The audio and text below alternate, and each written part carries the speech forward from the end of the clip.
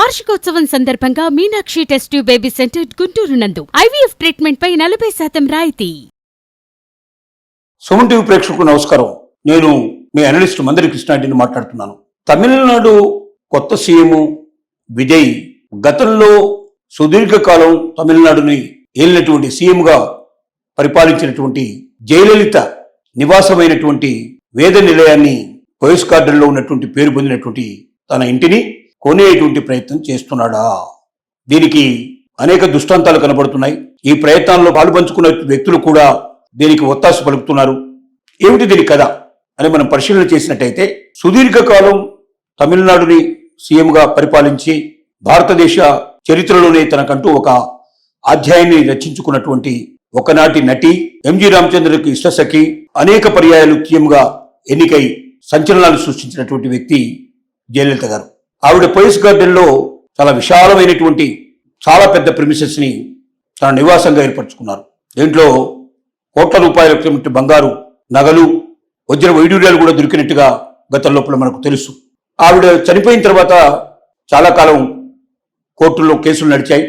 చిట్ట చివరికి కోర్టులు జయలలిత వారసురాలైనటువంటి మేనగోడలు దీప, మేనల్లుడు దీపక్కి ఈ ఆస్తి చెందేటట్టుగా కోర్టు జడ్జిమెంట్ ఇచ్చింది.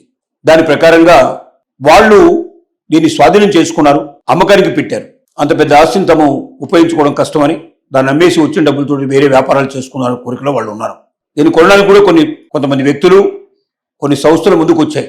ఇదే సందర్భంగా సీఎం విజయ్ దీన్ని కొంటే బాగుండు అనేటువంటి కోరికను వినిపించడం జరిగింది. దానికి కారణాలు ఏమిటంటే, ఒకటి, సీఎం విజయ్ ఇప్పుడు సెక్రటరియట్కి వెళ్ళడానికి ఇప్పుడున్న ఇంటి నుంచి 15 నుంచి 20 కిలోమీటర్లు ప్రయాణం చేయాల్సిన పరిస్థితి ఏర్పడుతుంది. ఈ 15-20 కిలోమీటర్లు తను వెళ్ళేటువంటి టైం ఏదైతుందో, స్కూల్స్, కాలేజెస్ ప్రారంభమయ్యే టైం విపరీతమైన రష్ ఉంటుంది.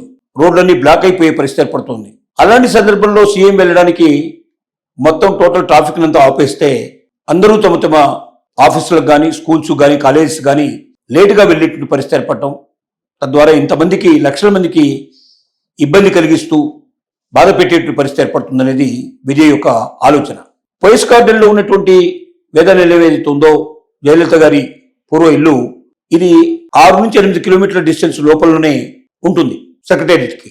కాబట్టి తక్కువ ప్లేస్ ఉండటం వల్ల ఎక్కువ ఇబ్బంది కలగకుండా, ఎక్కువ మందిని బాధ పెట్టాల్సిన అవసరం లేకుండా తొందరగా సెక్రటేరియట్ చేరుకునే అవకాశం ఉంటుందనేది ఒక ఆలోచన.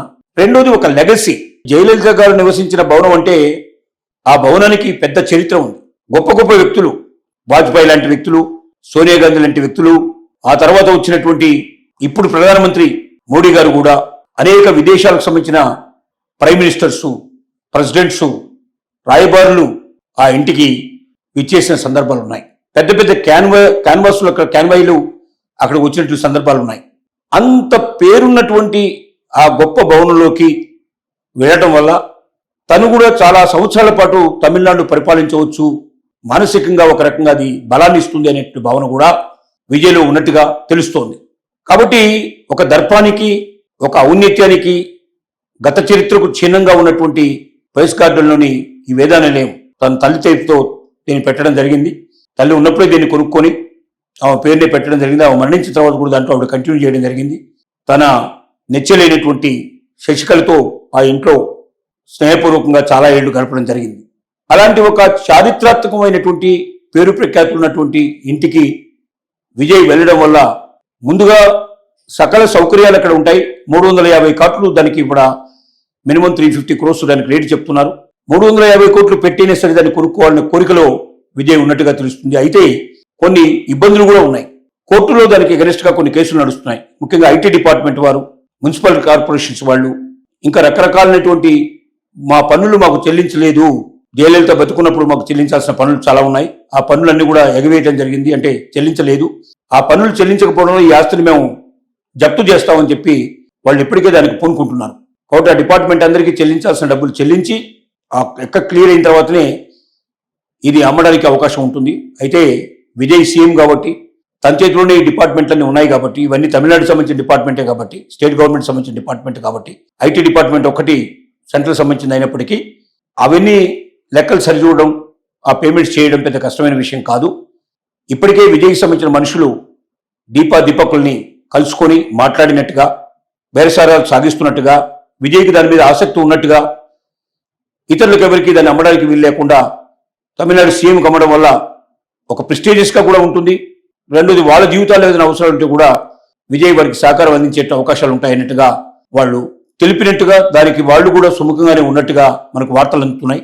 బహుశా తొందరలోనే విజయ్ ఇంటిని స్వాధీనపరుచుకొని అక్కడి నుంచి తన పరిపాలన సాగిస్తూ ఒకనాడు జయలలితని సందర్శించడానికి గుంపులుగా పెద్ద ఎత్తున జనం రోజు రాసులు పోసినట్టుగా ఉండే అవకాశం ఇంటి ముందర ఉండేది. అదే లెగసీ విజయ్ విషయంలో కూడా కంటిన్యూ అవుతుందని ప్రజలు, మేధావులు భావిస్తున్నారు. ఆ రోజు ఎంతో దూరం లేదని, తొందరలోనే వస్తుందని ప్రజలు ఆశిస్తున్నారు, ఆలోచిస్తున్నారు.